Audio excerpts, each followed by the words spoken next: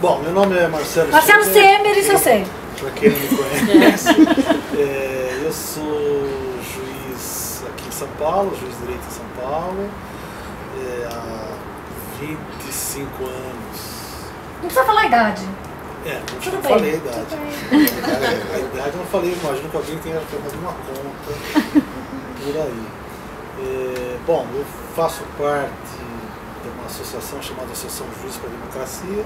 Isso acabou me levando a escrever artigos, enfim. Tem uma... Quer que fala um microfone?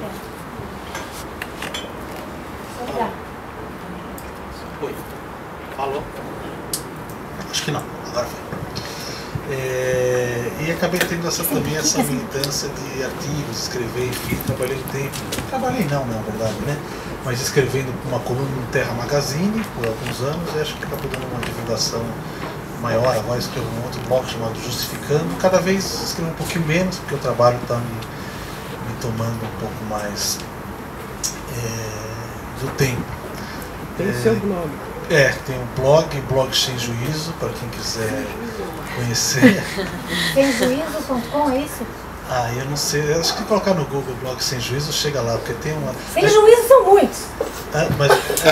Marcelo Semer sem juízo. Sem juízo, Marcelo Semer. Muita gente é sem juízo, né?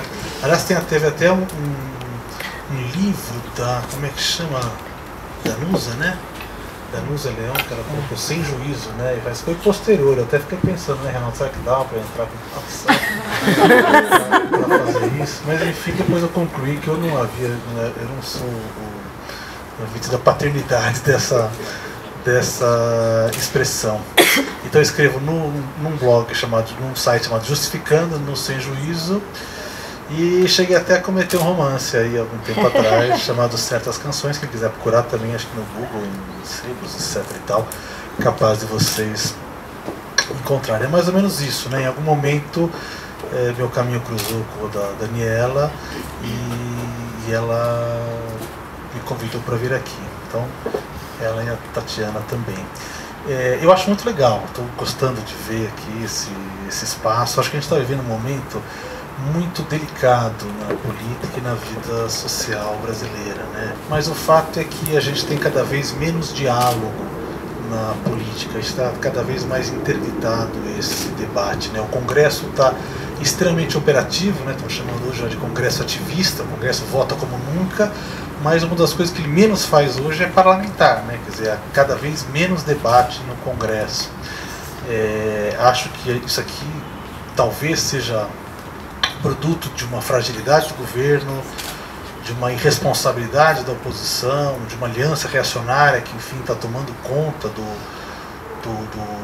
da pauta do Congresso, que, na verdade, não está disposto a construir consensos, mas a aproveitar oportunidades.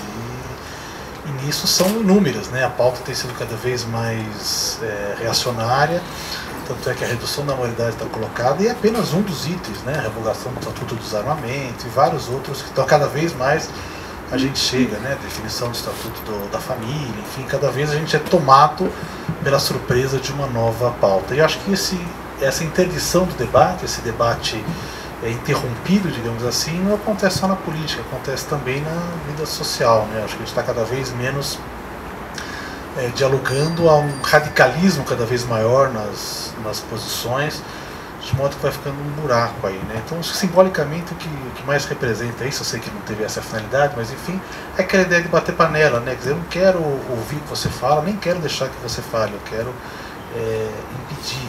E várias outras manifestações que a gente tem visto aí, de uma certa forma, de hostilidade a pessoas, agressões, né?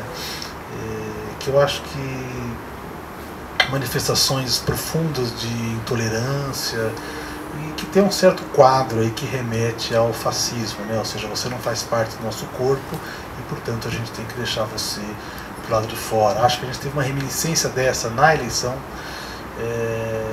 quando a gente se remete muito àqueles símbolos nacionais, né? Eu sou da bandeira brasileira, eu sou do verde e amarelo, você não, você é fora do nosso país. Isso é um caldo de cultura aí que vai afastando. Algum tempo atrás eu escrevi um artigo sobre isso no Terra Magazine, acho que uns 4, 5 anos atrás, onde falava disso, do moderno reacionário é a porta de entrada do fascismo. E eu acho que de alguma forma isso tem acontecido um pouco assim, caminhando pelos que eu chamo de colunistas do insulto, né, que vão jogando raiva, jogando insultos, jogando ofensas, e as pessoas vão tendo cada vez menos condição de dialogar. As pessoas sempre é meu inimigo, nunca um adversário. Então, por todo esse quadro aí, que eu acho muito legal que a Dani e a Tati tiveram essa ideia aí de montar esse espaço para abrir um diálogo, né? Eu não sei exatamente o quanto a gente tem de consenso, de senso entre nós aqui, mas certamente não vamos concordar em tudo. E eu acho que é muito importante, quer dizer, eu acho que essa falta de diálogo é uma coisa que impacta o momento atual, e é muito legal. Eu fiquei muito orgulhoso de ser convidado para fazer essa conversa, mas fiquei mais ainda satisfeito desse lugar existir, ou seja, de pessoas estarem dispostas a abrir o coração, né, abrir a sua casa para debater. Eu acho que a política está precisando de coisas como essa. A gente não vai reconstruir a política, não vai esperar que eles reconstruam a política. A gente está vendo que os políticos reconstruindo a política é isso que eles estão fazendo, essa reforma política, o que me interessa, né? Então, se a gente está vendo aí discutir qual o tamanho do mandato, baixar a idade para 18 anos para poder se eleger, baixar a idade para 29, tem uma coisa engraçada, né? Tem um candidato a Senado ao governo que só tem 29 anos, só vai ter 29 anos o ano que em 2018, então tem que baixar a idade para ele poder ser candidato, então tem uma emenda disso dentro da reforma política, enfim, questões que interessam a eles. E a sociedade precisa se organizar para pautar questões que interessam também a nós. Quando ela me falou que o assunto era esse, né, que esse era um assunto que palpitava, que era importante, etc. e tal, eu confesso que eu fiquei um pouquinho decepcionado. Eu não falei isso para ela porque eu estava tão orgulhoso de ter sido chamado que eu falei, então eu não vou recusar. Depois ela não encontra outro e tal, eu acho legal. Mas é uma das coisas que mais me irritava, conversar é a redução da maioridade penal. Algumas vezes eu recusei, ao longo dos anos, debater isso, porque eu achei que sempre foi uma coisa muito irritante para mim, uma coisa irritante. Quer dizer, eu não vou discutir o óbvio, então perco tempo com isso. E além do que é uma coisa que não tem sentido porque não vai mudar. Eu sempre tive essa coisa na cabeça, sempre achei que isso era ano após ano, isso aqui é um blefe, toda hora vem, toda hora vai, a gente está aqui há 20 anos, está vendo isso. E acho que assim, não vai acontecer por dois grandes motivos, né? Primeiro, que os governos são contra. Os últimos 5 governos, 6 governos contando com esse, sempre foram contra, né? Fernando Henrique, Lula e Dilma. Então, expressivamente, quando o governo é contra, é muito difícil aprovar uma PEC, salvo aquelas questões muito corporativas, de dinheiro e tal, então não consegue ir para frente. Em segundo lugar, porque eu sempre entendi que a hora que batesse isso no Supremo, o Supremo com toda tranquilidade ia falar, isso aqui é uma cláusula pétrea, portanto isso não pode mexer. Bom, isso só mostra para vocês que a minha capacidade de prever a política é nula, né?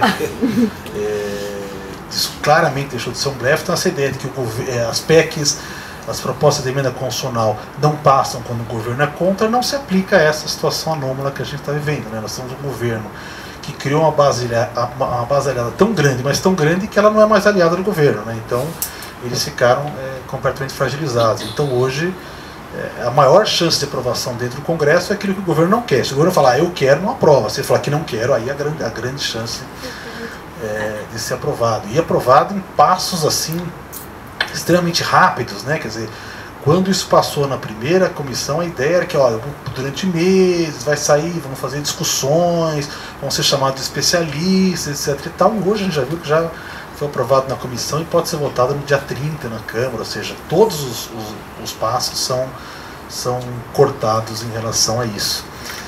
A gente está vivendo uma época aí, eu acho isso, esse Congresso, uma pauta reacionária, onde o inferno é o limite, né? Não sabemos aonde que pode chegar. Tem uma série de questões aí, né? Praticamente tudo tende a virar crime hediondo, né? Vocês estão vendo por aí, vai ser crime hediondo é matar policial, crime hediondo é cristofobia, né?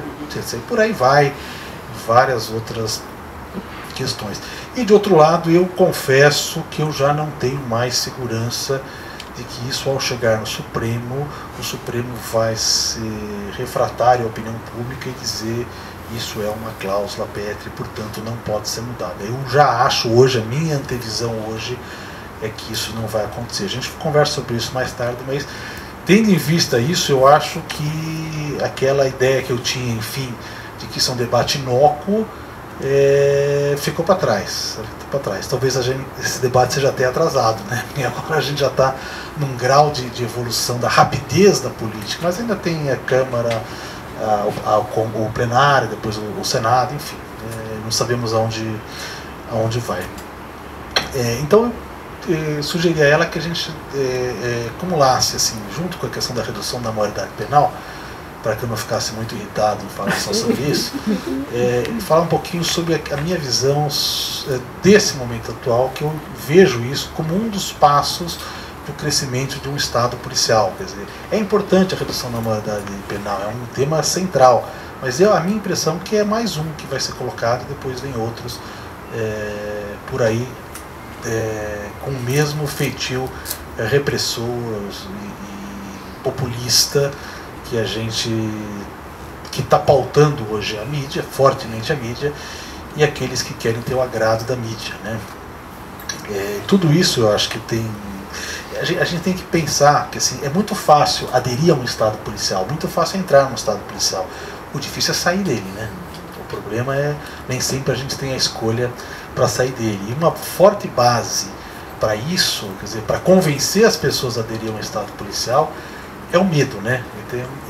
Incutir o medo cotidianamente nas pessoas é uma forma muito eficaz de fazer com que elas abram mão de liberdades. Eu preciso da segurança, para isso estou acontecendo isso grave. Eu não sei se vocês viram o filme V de Vingança. Há uma passagem lá, eu até peguei a frase aqui, deixa eu ver se eu consigo. É uma passagem lá em que o ditador, nós estamos vivendo um momento em que a Inglaterra está num totalitarismo, né? E começa a ter uma certa, não vou dizer insurreição, mas tem lá um fulano que faz atentados contra governo, enfim. E aí o ditador lá, ele fala a seguinte frase aí para os seus ministros, secretários, não sei: mostrem a eles o quanto precisam de nós. E a partir daí vem uma série de reportagens de televisão sobre epidemias, inflação, catástrofes climáticas e terrorismo, etc. e tal. Quando a gente viu esse filme pela primeira vez, né, Márcia, meu filho hoje tem 14 anos, acho que na época tinha 10, né? Ele fez a seguinte observação: mas isso é o que passa na TV todo dia, né? Isso é o que passa todo dia, ou seja, a gente está prestes a uma catástrofe, né? Aquele meteoro que está caindo aqui, quer dizer, se a gente não morrer da dengue, da AIDS, da gripe asiática, vão morrer na esquina quando a gente vai ser assaltado ou atropelado pelo carro, enfim, ou seja, a criação do medo é muito importante.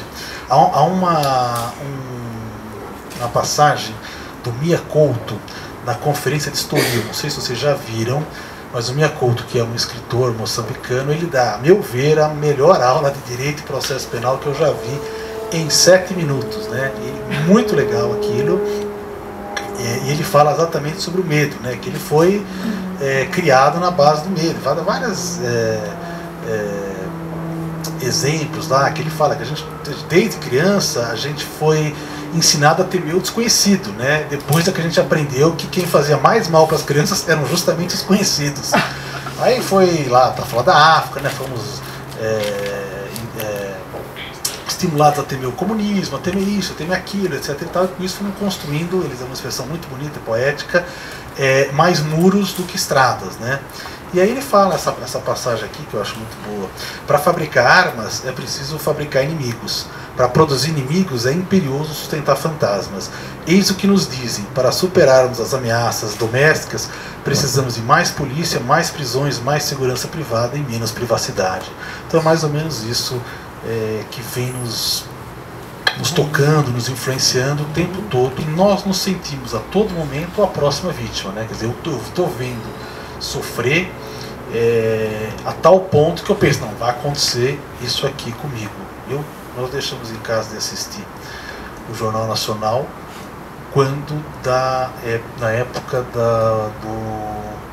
do homicídio da menina, como é que chamava? Aquela que foi jogada... Isabela Nardoni. Isabela Nardoni. Era tanto, uma coisa tão opressiva, meus filhos se sentiram oprimidos com aquilo, o tempo todo uma criança caindo, o tempo todo mostrando, que era uma coisa que sufocava fortemente. Mas se a gente muda a televisão, não faz muita diferença. Na minha época de garoto, né, isso aqui estava naqueles jornais que a gente dizia, se você espremer ele sai sangue. Mas Anos Populares hoje está na TV Globo, no Jornal Nacional, não tem mais. Você tem aqueles programas policialescos, né, que são até engraçados aquilo lá, né? Mas enfim, eu não vejo muita diferença do que a gente vê hoje. Aquilo que se dizia, atenção, cenas fortes, não passaremos cenas fortes, hoje em dia é logo mais as cenas fortes, daqui a pouco as cenas fortes, etc e tal, vai rompendo cada vez mais com a nossa sensibilidade, né?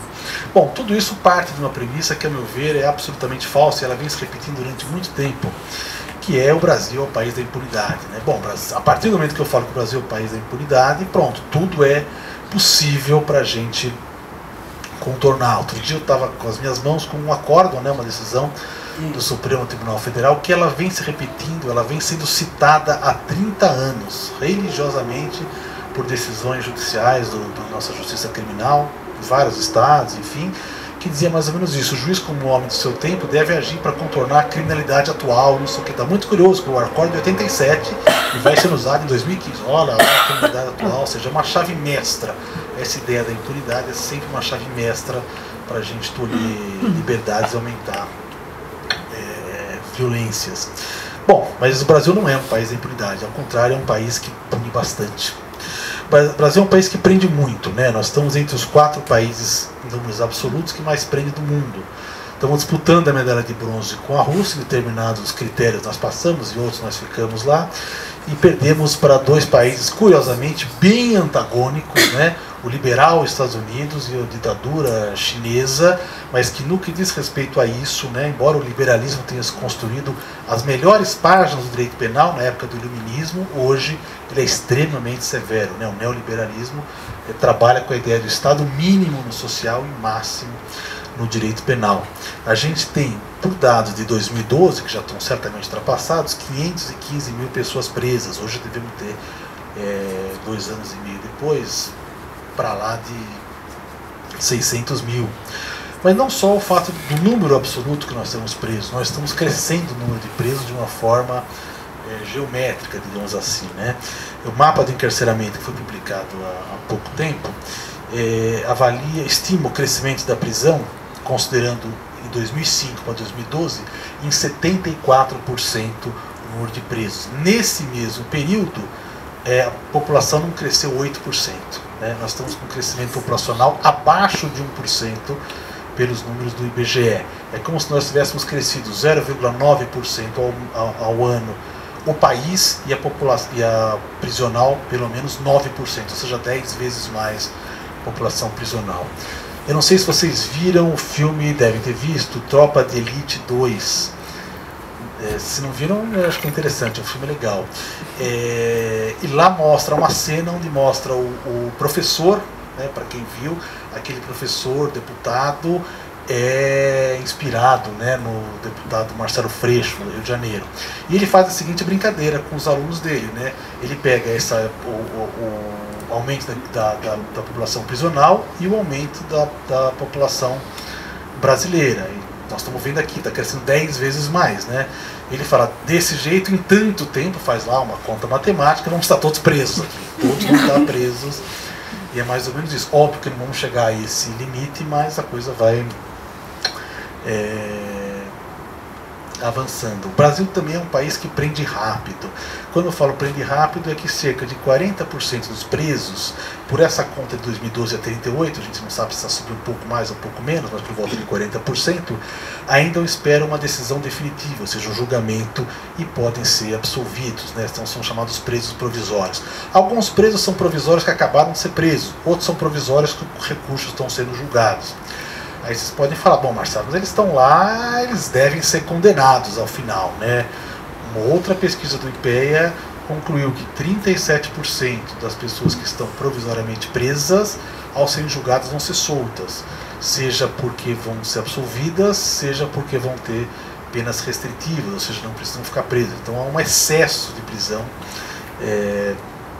claramente diagnosticado. Por isso é uma falácia dizer o seguinte, como disse o governador do Rio e vários outros falam isso há muito tempo, né? A polícia prende e o juiz solta, né? A polícia prende e o juiz prende também, solta pouco, né?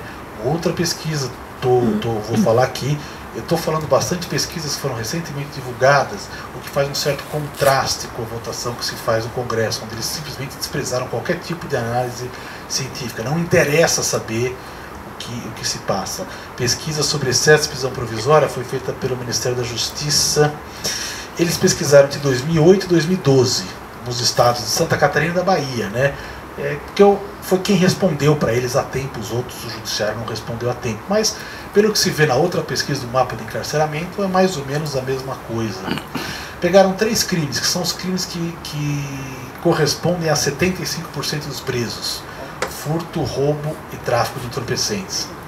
Então, eles fazem o seguinte: a média da manutenção da prisão em flagrante. O fulano é preso, levado ao delegado, o delegado lavra o auto de prisão em flagrante. No mesmo dia é levado ao juiz, em 24 horas levado ao juiz, e o juiz ou vai relaxar a prisão em flagrante, ou vai manter a prisão e decretar a prisão preventiva, converter em preventiva, né?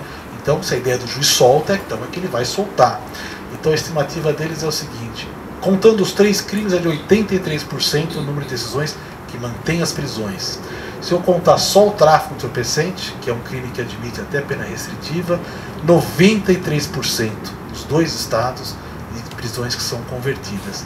E pegados o número do roubo, em Santa Catarina, que foi um dos estados que fizeram a pesquisa, concluíram nesse período 100%, ou seja, todas as prisões foram mantidas. Não acharam uma sequer prisão em flagrante que foi relaxada. Isso para mostrar, em outros momentos a gente vai falar sobre isso, mas essa ideia de que o sensacionalismo sufoca a estatística. A gente vê muito uma falsa estatística quando houve os programas de televisão ou a manchete de jornal. Então, o que acontece nesses momentos? A gente vai ver o caso, que não é nem sempre o caso padrão, é o caso, às vezes o caso que foge ao padrão, e ele é repetido 10, 20, 30, 40 vezes na televisão. E a gente fala, puxa vida, olha como está acontecendo isso, né? Eu estava até conversando aqui um pouquinho sobre o caso das facas no Rio de Janeiro, né? Então, depois desse latrocínio que foi com faca no Rio de Janeiro, a Assembleia Local decide tornar, não sei se é exatamente isso que eles fizeram, se fizeram não podem fazer, mas enfim, tornar crime, você não pode, mas talvez proibir o porte de faca na cidade do Rio de Janeiro. Por que isso? Mas por que seria isso? Porque está acontecendo muito crime de faca no Rio de Janeiro. Aí saltou uma estatística de que o Rio de Janeiro é o estado onde há menos proporção de crimes praticados com faca. Então pouco importa isso, porque a estatística não importa, importa que saiu na televisão várias e várias vezes.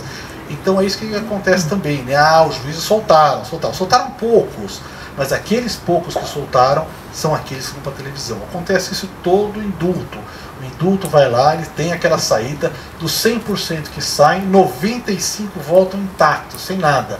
Eles vão atrás para procurar o que aconteceu com eles 3 ou 4% que não voltaram, e até achar alguém que cometeu um crime que fez isso. Então aquilo passa a ser a razão. Não é estatística, é sensacionalismo.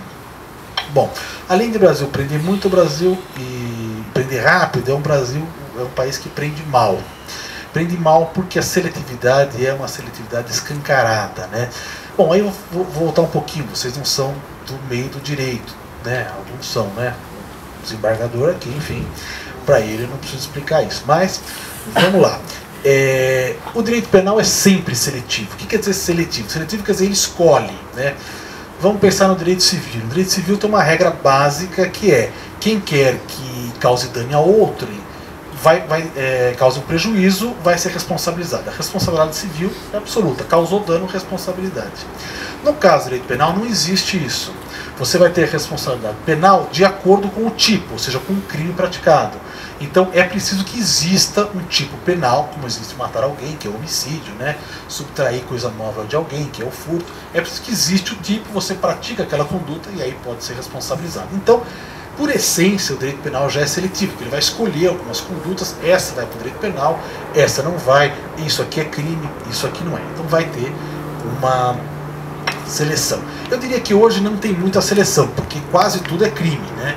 Então aquela ideia que a gente tinha lá, que veio lá desde Beccaria, há 250 anos atrás, que a gente tem que fazer um direito penal mínimo, né? O direito penal da última razão, foi sepultado. Praticamente todas as leis vêm com uma coisinha criminal. Mas enfim, além da seletividade do que é crime e do que não é crime, tem a questão da seletividade das penas, né? Então, determinados crimes têm uma pena mais alta, outros têm uma pena mais baixa. E aí a gente consegue ver qual é o perfil, através dessa seletividade e da seletividade da fiscalização, a gente vai ter o perfil que vai encher o censo penitenciário. Tem uma ênfase na tutela da propriedade, né? Essa é o básico. Se a gente vai imaginar, a gente aprende na faculdade isso, quais são os bens jurídicos mais importantes? É vida, é liberdade, é integridade física. Quando chega para o direito penal, o mais importante é a propriedade. É um pouco disfarçado, mas que a gente vai fazendo algumas contas, você percebe que essa realmente é o ponto central do direito penal. Vamos pensar que a pessoa chega para você e dá um soco no seu nariz. Isso vai ser uma lesão corporal. Enfim, ficar sangrando o seu nariz é uma lesão corporal. Isso é muito mais leve que se a pessoa tirar a carteira do seu bolso. É muito mais leve. A lesão corporal dá uma pena de 3 meses mínima de detenção. O furto é uma pena mínima de 1 ano. Para que eles se equiparem, ou seja, para que a tua integridade corporal valha tanto quanto a carteira, é preciso que ele te arrebente, de modo que você fique 30 dias sem conseguir trabalhar. Se você ficar 30 dias sem conseguir trabalhar, ou sofrer um risco de vida, aí sim, está valendo igual a carteira. Mas, se por acaso na carteira, enquanto o rapaz pegou a carteira, tinha um outro olhando para o lado para ver se vinha alguém, já apenas é o dobro da surra, porque é furto qualificado, então vale mais a carteira. Para equiparar de novo, é preciso que ele deixe paraplégico, entendeu? Mais ou menos vai fazer a equiparação. Com algumas diferenças, né? Por exemplo, se a pessoa dá um soco no seu nariz, uma lesão leve, eu posso dizer, olha, eu não quero processar, eu quero parar por aqui mesmo, a gente virou amigos, etc e tal. Agora, se a pessoa tira a sua carteira, você não pode dizer isso. Eu não posso falar, eu não quero processar, não interessa. A tua propriedade é mais importante que a tua integridade. A integridade você pode abrir mão dela. A propriedade, o Estado se apropria do conflito e vai processar aquela pessoa de qualquer jeito. E quando eu falo... bom, tem outros exemplos, né? Por exemplo, quando eu gosto de usar a questão do sequestro, né? O sequestro, vocês acham que é um crime grave? O que parece a vocês? Não é um crime grave, né? O sequestro no cárcere privado, que é o crime de tolir a liberdade de uma pessoa, não é grave. É um crime que dá a pena mínima de 1 ano, dá até a suspensão do processo, não tem nem condenação.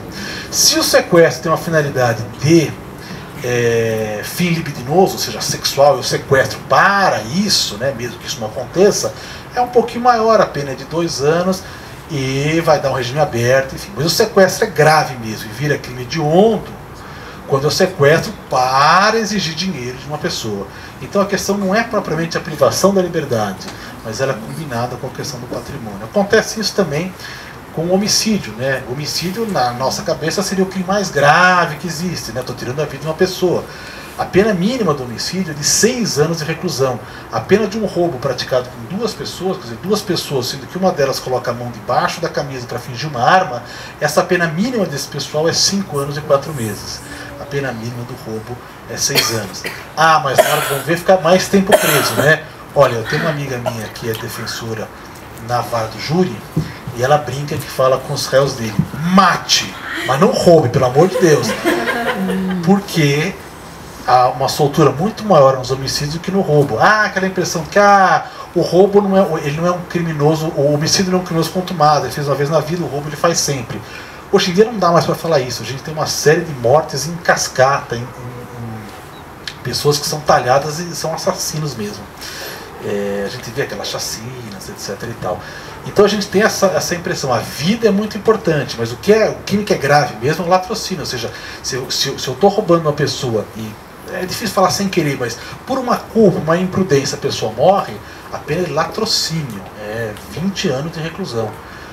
Para acontecer isso, o homicídio começa de 12 quando é homicídio qualificado, surpresa, sem condição de defender a vítima, etc e tal, e com dolo, quer dizer, vontade de matar. Então é muito desregulado como é que fala? É essa quadra de valores.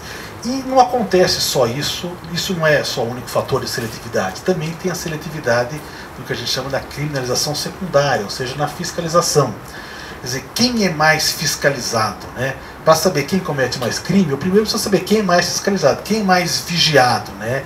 E a gente sabe disso, né? O jovem mais do que o adulto, o negro mais do que o branco, a periferia, o homem mais do que a mulher, a periferia mais do que o centro. Então, óbvio, se eu estou trabalhando com os crimes de rua, são mais fiscalizados do que outros crimes, essas pessoas são mais fiscalizadas, a chance de que elas vão à penitenciária é muito maior. Hoje, isso aqui não é uma estatística, é só uma estatística intuitiva, né? Como juiz criminal, fui dos 25 anos, quase todos, mais de 20 anos como juiz criminal. O que a gente julgava efetivamente? Os prisões em flagrantes realizados pela Polícia Militar. É 90%, se não for mais. Ou seja, crimes que a PM vê na rua. E um pouquinho do que a Polícia Civil investiga depois. Então é óbvio, se todo o nosso processo criminal ele é derivado de crime na rua, é muito importante saber quem a polícia investiga. E aí toda aquela coisa de que a polícia olha mais o negro do que o branco não é nada folclore. Eu tive vários exemplos na minha frente, né? Teve até uma vez que eu ouvi um policial militar, não era nem policial militar, esse era um agente ferroviário, e eles prenderam uma senhora que tinha droga, e prenderam um outro fulano que não tinha, e levaram ele para a delegacia. E eu custava entender, perguntava, mas escuta, eles estavam juntos? Não, não estavam. Eles se falavam? Não, não se falavam. Eles estavam, não sei o que, não, não sei o que. Não, é que ela entrou no vagão e ele estava lá, quer dizer, ele não foi junto com ela. Não, enfim, por que o senhor efetuou a prisão dele? O que o levou o senhor a efetuar a prisão dele? Aí ele fala assim, não, ele era negro, né?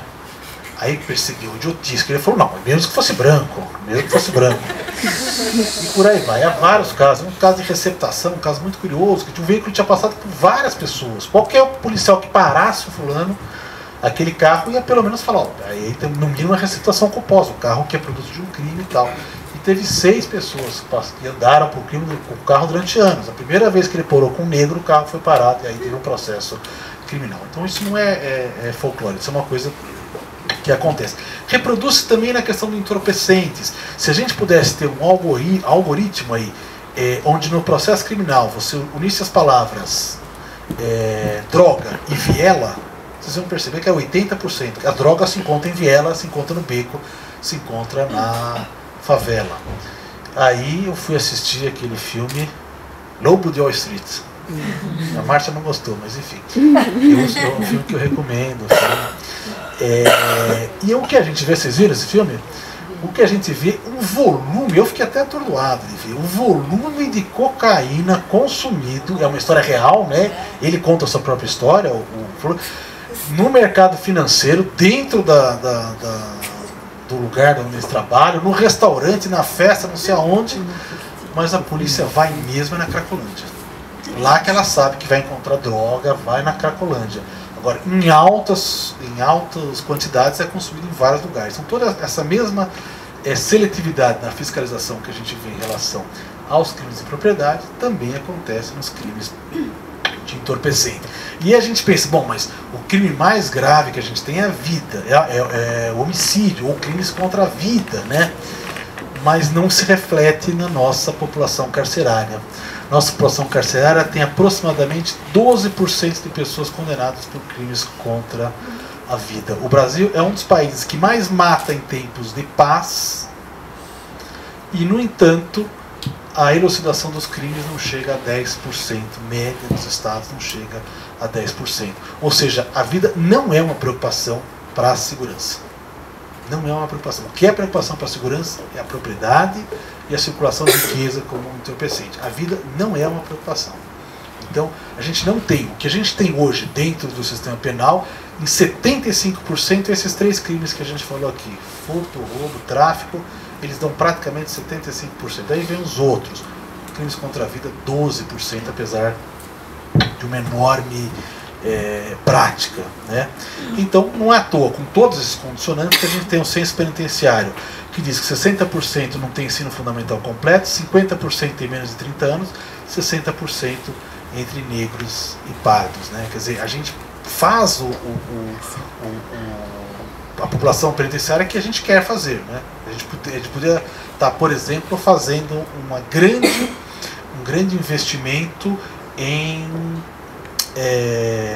investigação de crimes do colarinho branco, ou investigação de crimes fiscais, por exemplo. Poderiam estar fazendo isso. Iam ter outro tipo de população prisional. Mas a gente, quando eu falei para vocês que a gente tem a tutela, sobretudo da propriedade, eu esqueci de falar que era da propriedade privada. Porque a propriedade pública, o bem público, não é tão bem tutelado pelo direito penal. Não é à toa que a gente tem poucos corruptos presos, né? As penas já não são tão grandes e a investigação é pequena. Além do que, tem algumas vantagens que no crime contra a propriedade não tem. Eu lembro quando uma colega decretou uma prisão, isso na televisão, no jornal, coisa assim, de um fulano, não sei se ele era reincidente ou não, acredito até que sim, que havia furtado, se eu consigo lembrar disso, que era uma lata de sardinha, pode ser que seja alguma outra coisa. E aí nosso filho Rafa perguntou assim, mas ele não poderia ser condenado só a devolver a lata de sardinha? Eu falei, não, isso acontece se ele tivesse sonegado R$1 milhão, aí ele pode devolver, extingue a punibilidade. Com a propriedade privada não pode, não adianta fazer isso, né? Então a gente centra o nosso poder tanto para um lado, a gente vai ter o resultado disso. Ah, mas não tem impunidade no Brasil? Tem, nós temos vários nichos de impunidade, crimes do colarinho branco, tem vários. A gente vê muito na televisão aí, ó, aquela operação, não sei o que e tal, quase tudo da Polícia Federal, quase tudo que a gente vê é a Polícia Federal, que tem menos tutela, que bom que tem, mas é que tem menos tutela dos governos, né? Nos estados, a corrupção só existe na União. Nos estados praticamente não existe. A gente não vê, seja do Ministério Público, seja das polícias, e essas mesmas operações reproduzidas nos estados. Mas tem vários outros nichos de impunidade. Nicho de impunidade, ou seja, apenas crimes gravíssimos, com baixíssimo índice de elucidação, é a questão da violência policial. Esse é um grande nicho de impunidade. E não é por isso que a gente está vendo aí o sensacionalismo da televisão dizendo, olha, temos que mudar as leis de punição dos policiais e etc e tal. Mas tem pesquisas que dizem que 20% dos homicídios no estado de São Paulo são praticados pela polícia. O grau de condenação deles é baixíssimo, até porque é difícil a prova, etc e tal. Bom, mas enfim. Além disso, ou seja, além de prender muito, prender rápido e prender mal, a gente prende também de forma desumana. E aí não precisamos gastar muito para falar, quem quer que já tenha ido a um presídio, quem quer que tenha visto pela televisão, e nesse ponto as imagens que eles mostram são eficazes, enfim. A gente sabe que eles são insalubres, perigosos, sem condição, etc e tal. O que é muito curioso, que é uma questão seletiva também, porque aquelas pessoas estão lá presas porque infringiram a lei. Mas elas estão lá presas, o fato de elas estarem lá presas significa que o Estado também infringe a lei ao deixá-las naquela condição. Essa pesquisa do mapa do encarceramento aponta que, em média, nos estados há 70% de superlotação, com alguns estados com 400% de superlotação. Né? Ou seja, em razão de tudo isso, de quanto se prende, de quando se prende, de quem se prende, de como se prende, o que a gente tem hoje não é que o crime gera prisão, mas ao contrário, a prisão é que gera o crime. As taxas de reincidência dentro da prisão, de quem cumpre pena no sistema penitenciário, são altíssimas, maiores do que de fora. Além de uma grande proximidade, e em razão disso, submissão às facções criminosas. A gente nunca pensa nisso, né? A gente sempre pensa, a impunidade gera crime. Mas a gente nunca pensa no fator criminógeno da prisão, né? A gente pensa assim, pô, se eu soltar ele vai achar que ele pode cometer outros crimes, etc. e tal. A gente não para pensar o que acontece quando a gente deixa ele preso. E quando a gente deixa ele preso, ele passa a, obrigatoriamente, é quase uma filiação automática, a pertencer a facções criminosas que vão ajudá-lo fora do presídio. E quando ele sai de lá, ele tem mais obrigações para com o crime do que a possibilidade de voltar à sociedade. A gente está municiando essas facções criminosas diariamente. E a chance dele fazer, se já era difícil para ele a vida antes ele foi ao crime, o que dirá depois, né? O que a gente faz depois com o egresso do sistema prisional. Quem é que contrata? Vocês contratam um egresso? Ah, o fulano foi condenado por roubo, vamos contratar? É difícil isso, é difícil. Por isso que o Estado tem feito algumas, mal e porcamente, né? A Márcia está vendo bem isso. O Estado deveria contratar isso, né? A gente teve um exemplo legal no Supremo Tribunal Federal, não morro de amores por ele, mas enfim, é uma coisa legal que o Gilmar fez, que foi de trazer essa ideia de trazer egressos para trabalhar. E hoje no gabinete do Lewandowski tem várias pessoas, fizeram uma reportagem sobre isso, várias pessoas, inclusive cumprindo pena ali trabalhando. E a Márcia me fala que aqui no estado de São Paulo o Procurador-Geral do Estado entendeu que isso é inconstitucional, que não pode, não sei o que, o Supremo faz, enfim, mas aqui entendeu-se que não pode. Aquela ideia, enfim, de que eu vou tornar mais rigoroso o direito penal e, portanto, vai diminuir a criminalidade, é uma ideia furada, né? Eu diria que isso aqui é o triunfo da esperança sobre a experiência, né? A piada que falam isso, que chamam isso o segundo casamento, né? O segundo casamento que é o triunfo da esperança sobre a experiência. Você sabe que vai dar errado, mas vai de novo e faz. A gente teve isso com a lei dos crimes hediondos, né? Em 1990, logo depois do extorsão mediante sequestro do Abílio Diniz, era uma pessoa famosa, etc. e tal, aprovou-se uma lei, tal como agora, assim, muito rapidamente, lei dos crimes hediondos, quase sem votação, etc. e tal, e vamos tornar mais severos esses crimes. Extorsão mediante sequestro, eu entrei na carreira naquela época, né? O volume de extorsão mediante sequestro é muito maior depois da lei do que antes da lei. Tráfico de entorpecentes não precisa nem dizer, a gente ouve por aí, quer dizer, não teve nenhum reflexo. Ao contrário, como as penas foram ficando progressivamente maiores, causou vários problemas, principalmente no tráfico de entorpecente. É uma pena que não podia ter progressão, as pessoas ficavam 3 anos presas lá, no mínimo 3 anos, mais do que ficavam no homicídio. Resultado, este quadro aumentando a criminalidade, e também naquela mesma época havia aquela rejeição das políticas mais liberais. Em 84 teve a lei de execução penal, que era uma lei liberal, etc. e tal. Logo depois começamos a nos arrepender disso, e falou, não pode ter prisão, não pode ser hotel 5 estrelas, não sei o que e tal. Começamos a ter mais repressão dentro das penitenciárias, principalmente aqui em São Paulo, né? Foi a mudança do governo Montoro para o governo Quercia, final dos anos 80. Bom, tudo isso aqui, sociólogos avaliam que tudo isso acabou contribuindo para a criação e fortalecimento das facções criminosas, que é uma coisa de natureza brasileira, né?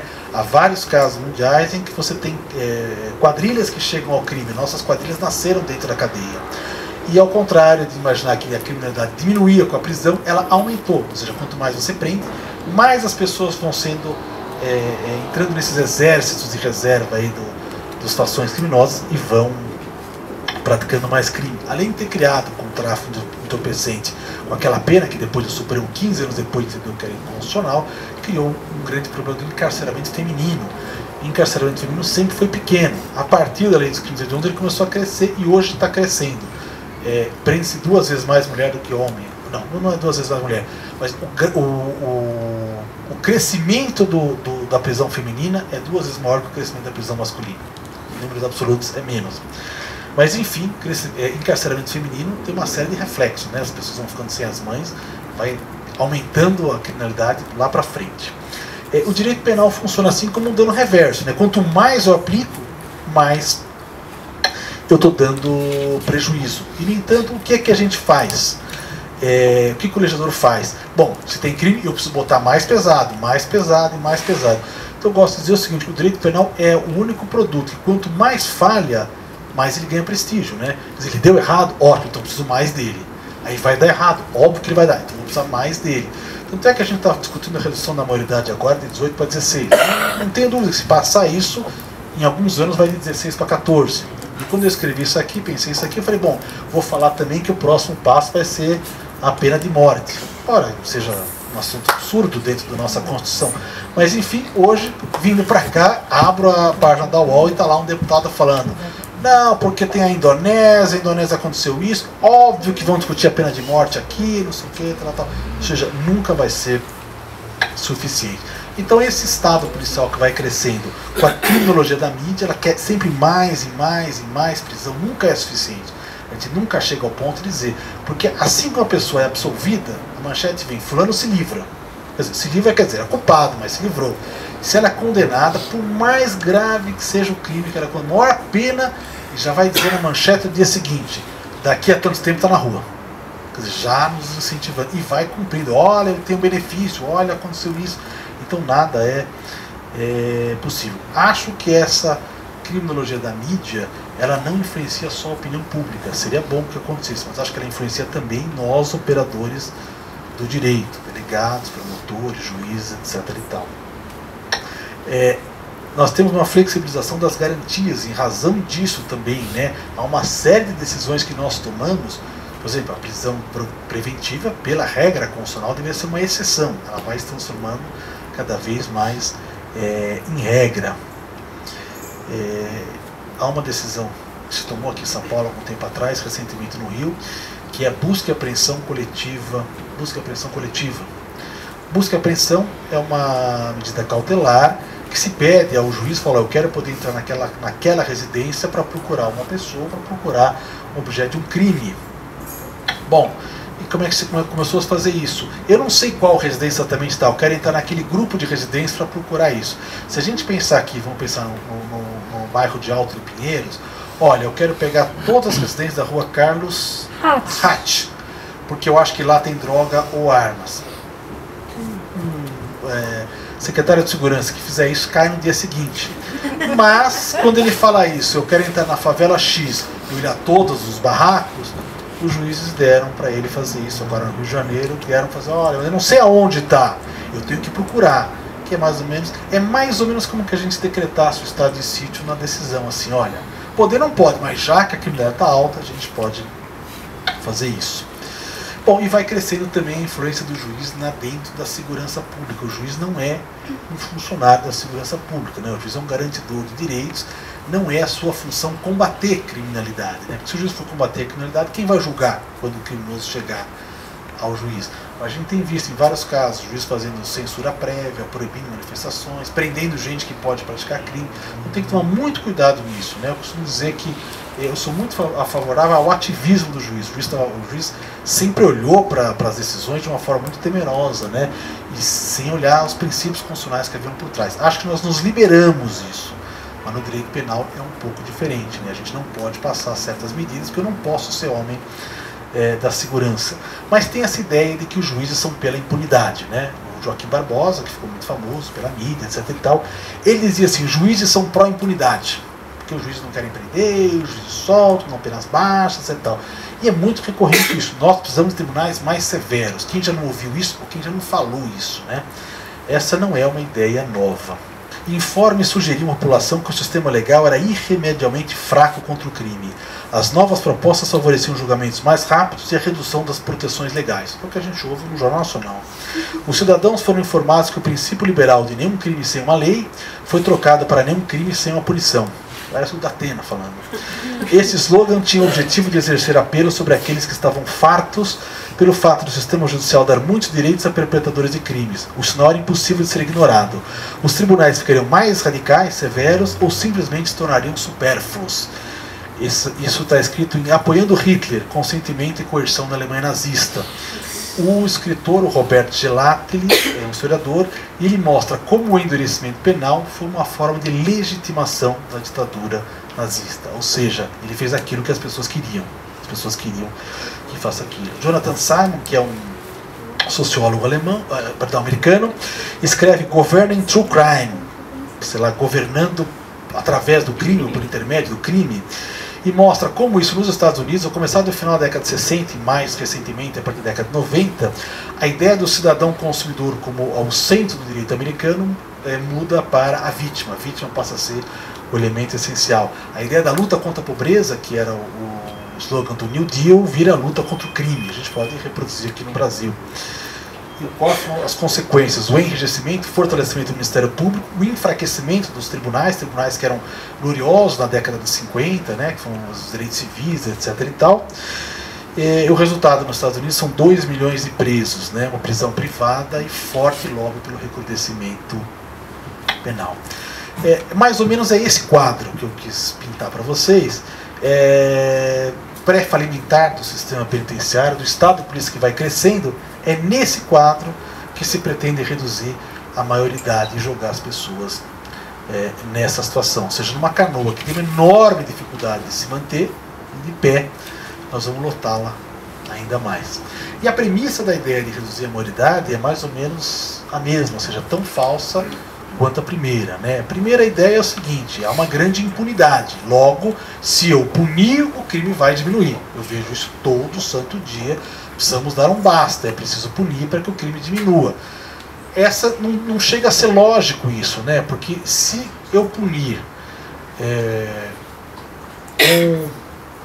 se a pena criminal diminuísse a criminalidade, bastaria que os menores completassem 18 anos que estavam tranquilos. Nosso problema é só os adolescentes.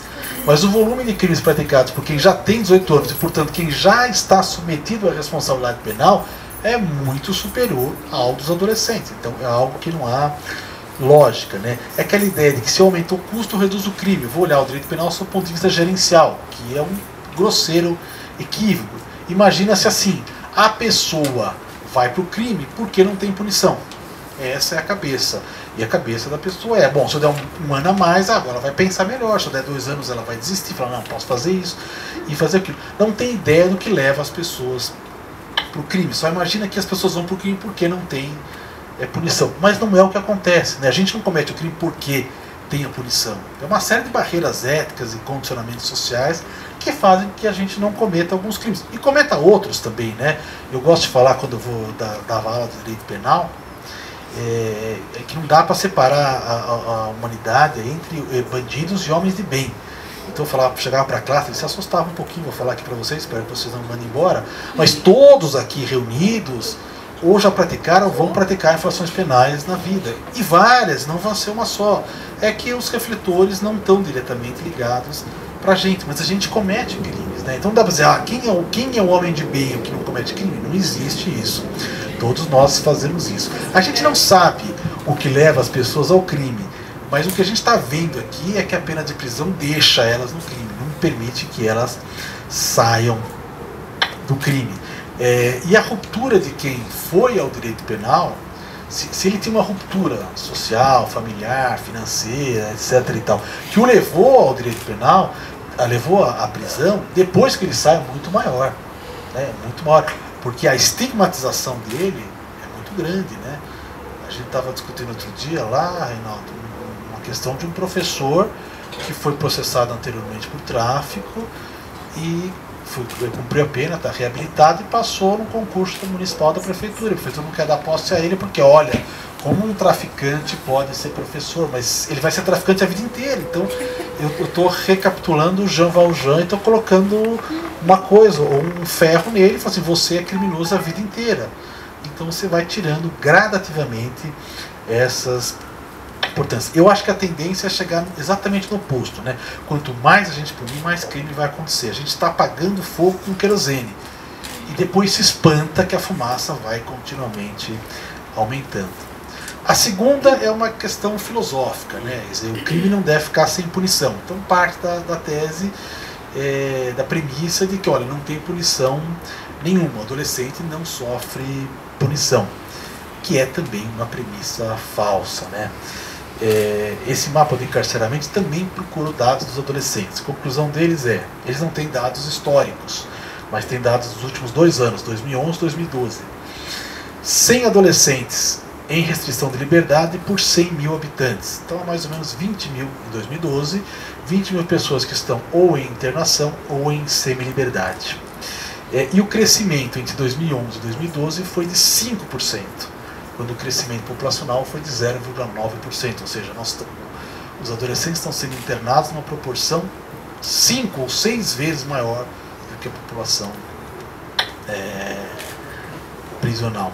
E o quadro adolescentes é bem parecido com o quadro criminal. Deixa eu ver se eu consigo pegar aqui uma estatística. Aqui. 95% do sexo masculino, 66% vivem em famílias extremamente pobres, 60% são negros e 60% têm entre 16 e 18 anos. Quer dizer, o quadro é mais ou menos o mesmo. E em relação aos crimes, também é mais ou menos o mesmo. Ou seja, furto, roubo e tráfico equivalem, grosso modo, aos mesmos 75% que equivale na população prisional. E os delitos que a gente vê como graves, né, homicídio, latrocínio e tal, latrocínio, por exemplo, pouco mais de 1%, uma linha muito pequena, né? Mas são esses delitos que a estatística é pequena, é que chamam a atenção da televisão. A gente, de novo eu falo, o sensacionalismo sufoca a estatística, né? A gente, por exemplo, não avalia que a maior parte das vítimas são adolescentes. Os homicídios são adolescentes. Aliás, é o extermínio da juventude negra, né? O mapa do encarceramento, ele conclui, junto com o mapa da violência, que são o mapa de vítimas, que a população prisional tem o mesmo perfil da vítima do homicídio. É quase como se fosse uma dupla punição.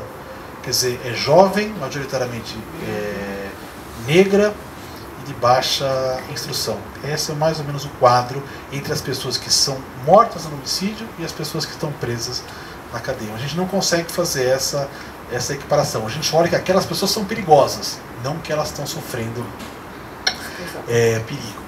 Bom, a internação é mais leve do que a pena criminal. Nem sempre. Nem sempre. Em alguns casos ela é mais leve, em outros casos ela não é mais leve. Se nós pensarmos, por exemplo, no tráfico entorpecente, há casos de adolescentes que cumprem internação mais do que adultos que cumprem pena de prisão.